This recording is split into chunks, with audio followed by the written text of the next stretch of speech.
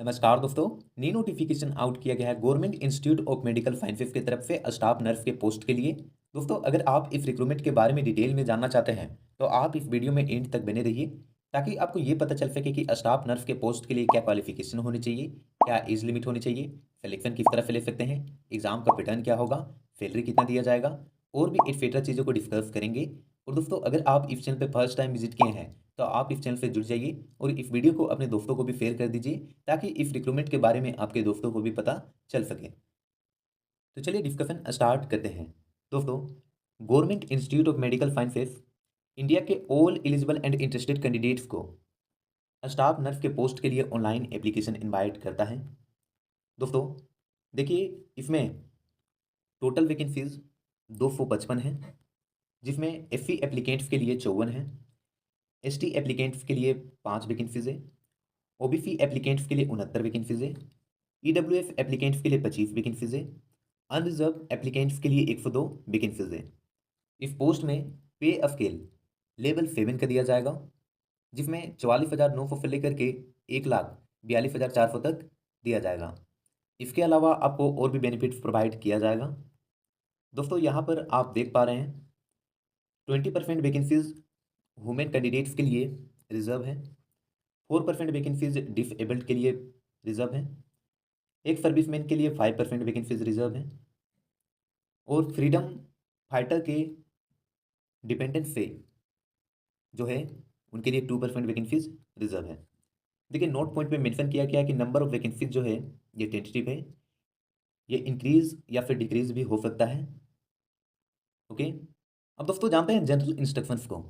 देखिए, आप इस एप्लीकेशन को सिर्फ इस साइट में विजिट करके अप्लाई कर सकते हैं।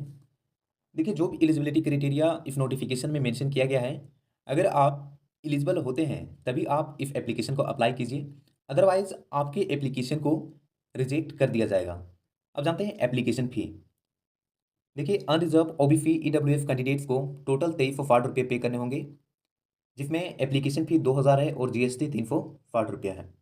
SC/ST एप्लीकेंट्स को टोटल 1770 रुपये पे करने होंगे, जिसमें एप्लीकेशन फ़ी 1500 रुपया है और जीएसटी 270 रुपया है। पीएच को एप्लीकेशन फ़ी देने का आवश्यकता नहीं है। और दोस्तों देखिए, एक बार आप एप्लीकेशन फ़ी को पे कर देते हैं तो किसी भी सर्कमस्टेंसेस पर आप इसको रिफ़ंड नहीं कर पाएंगे। तो दोस्तों, आप इस एप्लीकेशन को तभी अप्लाई करें जब आप इस सर्विस में सर्व करना चाहते हों, अदरवाइज़ आपका फ़ी बर्बाद हो जाएगा। ओके, ऐसा मत कीजिएगा कि एक फ्रेंड इस एप्लीकेशन को अप्लाई कर रहा है तो फ्रेंड के देख के हम भी अप्लाई कर दें। ओके, अगर आप इस सर्विस में सर्व करना चाहते हो तभी अप्लाई कीजिए। ठीक है। तो दोस्तों देखिए, इसका पेमेंट आप सिर्फ ऑनलाइन ही कर सकते हैं, that is credit card, debit card, net banking etcetera के थ्रू। देखिए, एज 21 से 40 साल के बीच में होनी चाहिए। एज रिलैक्सेशन दिया जाएगा as per the rules. SC/ST category के कैंडिडेट्स को 5 ईयर तक का एज में रिलैक्सेशन दिया जाएगा। ओबीसी को 3 ईयर तक का एज में रिलैक्सेशन दिया जाएगा। सिमिलरली दोस्तों, आप यहाँ से देख सकते हैं कि कौन से कैटेगरी के कैंडिडेट्स को कितना एज में रिलैक्सेशन दिया जाएगा। और देखिए, यहाँ पर यह भी मेंशन कर दिया गया है कि एग्जामिनेशन में अगर आप अपीयर होते हैं तो किसी भी तरह का पीए और डीए एडमिसिबल नहीं होगा अपीयर होने के लिए। ओके, तो दोस्तों एग्जामिनेशन सेंटर में आपको खुद के एक्सपेंसेस से जाना होगा। और देखिए, वैसे कैंडिडेट्स जो कहीं पर काम कर रहे हैं, ओके, तो उनको इस एप्लीकेशन को अप्लाई करने के लिए नो ऑब्जेक्शन सर्टिफिकेट चाहिए होगा। मतलब आप पहले से किसी गवर्नमेंट हॉस्पिटल में काम कर रहे हैं या फिर फॉर्मल हॉस्पिटल में, तो आपको नो ऑब्जेक्शन सर्टिफिकेट जारी करवाना होगा, एंड देन आप इस एप्लीकेशन को अप्लाई कर सकते हैं। देखिए, आप अप्लाई तो कर देंगे, बट डॉक्यूमेंट्स वेरिफिकेशन जब होगा उस समय आप एनओसी नहीं देते हैं ना, तो आपको रिजेक्ट कर दिया जाएगा। ठीक है, तो इस बात का आप ध्यान रखें। अब जानते हैं एजुकेशन क्वालिफिकेशन। तो देखिए, बीएससी नर्सिंग 4 ईयर का होनी चाहिए, इंडियन नर्सिंग काउंसिल से या मेडिकल फैकल्टी से होनी चाहिए, रिकग्नाइज्ड इंस्टीट्यूट या फिर यूनिवर्सिटी, या फिर BSc nursing post basic 2 year का कोर्स होने चाहिए। और देखिए, registered as nurse and midwife state या इंडियन नर्सिंग काउंसिल में होने चाहिए, या फिर डिप्लोमा जनरल नर्सिंग मिडवाइफरी में होने चाहिए, Indian nursing council recognised institute से या बोर्ड से या काउंसिल से, और 2 ईयर का एक्सपीरियंस होने चाहिए कम से कम 50 bedded after acquiring education qualification. मतलब जो एजुकेशन क्वालिफिकेशन मेंशन किया गया है डिप्लोमा, ठीक है, तो ये डिप्लोमा आपके कंप्लीट होने के बाद 2 ईयर का एक्सपीरियंस होने चाहिए कम से कम 50 बेड का।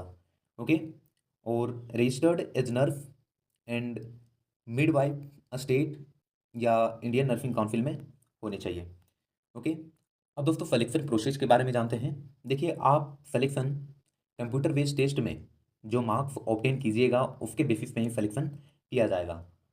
होल टिकट आप इस साइट से विजिट करके डाउनलोड कर सकते हैं। होल टिकट का मतलब एडमिट कार्ड। देखिए, एप्लीकेशन को जब आप अप्लाई कीजिएगा उस समय वैलिड मोबाइल नंबर या वैलिड ईमेल आईडी फिल करें, ताकि जब भी एडमिट कार्ड रिलीज़ किया जाएगा उस समय आपको ईमेल आईडी पर या मोबाइल नंबर पर इंटीमेट कर दिया जाएगा। अब दोस्तों कंप्यूटर बेस्ड टेस्ट के बारे में जानते हैं। देखिए, टोटल 100 मार्क्स का क्वेश्चन पूछा जाएगा और एग्जामिनेशन देने के लिए आपको 2 घंटे का समय दिया जाएगा। क्वेश्चंस मल्टीपल चॉइस क्वेश्चंस होगा। दोस्तों 80% क्वेश्चंस जो है वो नर्सिंग नॉलेज के थ्योरी से संबंधित पूछा जाएगा और 20% क्वेश्चंस नर्सिंग वर्क के प्रैक्टिकल एप्लीकेशन से संबंधित पूछा जाएगा। और देखिए 10% कोविड रिलेटेड के कामों से संबंधित होगा। ओके, और दोस्तों आपके लिए पता है बेस्ट मौका क्या है? बेस्ट मौका आपके लिए ये है कि अगर आप क्वेश्चन को गलत अटेम्प्ट करते हैं तो मार्क्स नहीं डिडक्ट किया जाएगा। तो दोस्तों आप इस एग्जामिनेशन में अपना 100% लगा दीजिए, ठीक है। मतलब आप गलत क्वेश्चन अटेम्प्ट करते हैं तो एक भी मार्क्स नहीं काटा जाएगा। आप देखिए, एग्जामिनेशन हिंदी या इंग्लिश लैंग्वेज में दे सकते हैं, ये दोनों में से एक लैंग्वेज में दे सकते हैं। अगर आप ये दोनों लैंग्वेज के अलावा अदर लैंग्वेज में एग्ज़ाम देते हैं तो एक्सेप्ट नहीं किया जाएगा। ओके, आपको ये दोनों में से एक लैंग्वेज में ही एग्ज़ाम देना होगा। अब दोस्तों देखिए, यहाँ पर मेंशन किया गया है कि क्वालिफाइंग मार्क्स आपको इतना स्कोर करना है। अनरिजर्व ईडब्ल्यूएस को 40%, एससी एसटी ओबीसी को 35%। तो दोस्तों देखिए, मैं आपको कहता हूँ कि आप इसको ध्यान ना दें, क्योंकि देखिए सपोज दैट मान के चलिए 100 वैकेंसीज हैं और 100 कैंडिडेट्स है और वो सीबीटी में 90 मार्क्स स्कोर करता है और आप सिर्फ 40% स्कोर करते हैं, 40 मार्क्स स्कोर करते हैं। तो दोस्तों देखिए, जो 100 कैंडिडेट से वो 90 मार्क्स स्कोर किया हुआ है, वो 90 कैंडिडेट्स को सेलेक्ट किया जाएगा ना, फिर तो आपको सेलेक्ट नहीं किया जाएगा। तो दोस्तों आप इस एग्जामिनेशन में अपना 100% दें। ओके, अब दोस्तों देखिए, फाइनल मेरिट लिस्ट जो है वो कैटेगरी वाइज तैयार किया जाएगा। मतलब देखिए, फाइनल मेरिट लिस्ट अनरिजर्व के लिए तैयार किया जाएगा, ओबीसी के लिए तैयार किया जाएगा, मतलब सबका अलग अलग कट ऑफ होगा तो अलग अलग तैयार किया जाएगा, ठीक है। अब दोस्तों देखिए, मान के चलिए कि 2 कैंडिडेट से और 2 कैंडिडेट्स का सेम मार्क्स आ जाता है, जैसे अनरिजर्व और अनरिजर्व से ही बिलोंग करता है, ठीक है। तो देखिए, इफ़ा केस में जिन भी कैंडिडेट्स का एज ज़्यादा होगा उन कैंडिडेट्स को चुन लिया जाएगा, ठीक है दोस्तों। और देखिए, अगर एज भी सेम हो जाता है तो देखिए वो कैंडिडेट्स को सेलेक्ट किया जाएगा जो कैंडिडेट्स एग्ज़ाम में कम गलत क्वेश्चन को अटेम्प्ट किए होंगे। ओके, तो इस तरह से टाई को रिजोल्व किया जाएगा। अब दोस्तों यहाँ से आप देख सकते हैं, इम्पोर्टेंट है, इसको आप देख लीजिए कि एक्सपीरियंस का मतलब क्या है, कहाँ पर काम किए हुए होने चाहिए। तो दोस्तों आई होप आपको इस रिक्रूटमेंट के बारे में क्लियर हो गया होगा। फिर भी आपको किसी भी तरह का डाउट रहता है तो आप कमेंट कीजिए, मैं आपके डाउट को सोल्व करने की कोशिश करूँगा। और दोस्तों, अगर आप इस चैनल पे फर्स्ट टाइम विजिट किए हैं तो आप इस चैनल पे जुड़ जाइए और इस वीडियो को अपने दोस्तों के साथ भी शेयर कर दीजिए। और अगर आप इस एप्लीकेशन को अप्लाई करने के लिए इंटरेस्टेड हैं तो इसका लिंक आपको वीडियो के नीचे डिस्क्रिप्शन में मिल जाएगा, वहाँ पर डायरेक्टली आप इस एप्लीकेशन को अप्लाई कर सकते हैं। तो मिलते हैं नेक्स्ट वीडियो में इसी तरह के नोटिफिकेशन को लेकर के, तब तक के लिए जय हिंद, जय भारत।